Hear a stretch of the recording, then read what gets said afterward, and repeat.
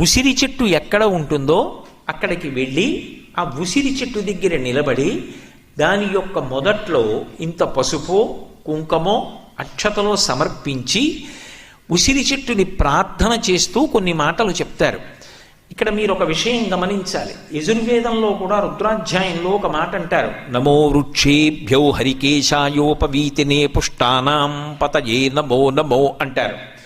ఈ చెట్టు రూపంగా ఉన్న శివుడికి నమస్కారం, చెట్టు ఆకులుగా ఉన్న శివుడికి నమస్కారం, చెట్టు ఆకులలో ఆకుపచ్చతనంగా ఉన్న శివుడికి నమస్కారం అంటారు.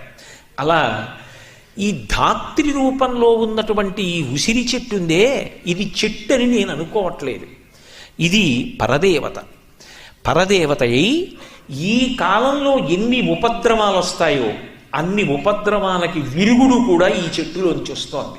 అంటే అమ్మవారే ఈ చెట్టు రూపంలో నిలబడి అనుగ్రహం